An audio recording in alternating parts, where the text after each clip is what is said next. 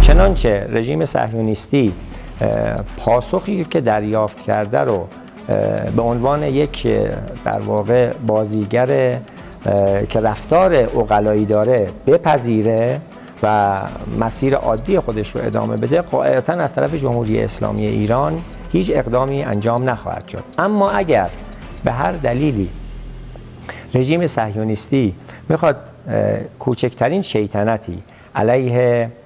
سرزمین ما، علیه افراد ایرانی، علیه منافع جمهوری اسلامی ایران داشته باشه، قطعاً با پاسخ قاطع و سخت مواجه خواهد شد و همونطور که عرض کردم دیگر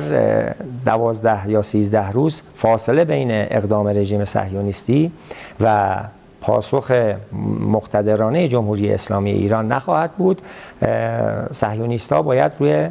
نه ساعت بلکه ثانیه ها باید حساب کنن. من هم به سهم خودم باید،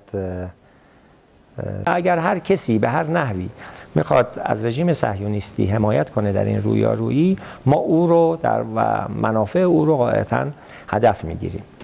به اثبات برسونه بیاد در عرصه دیگه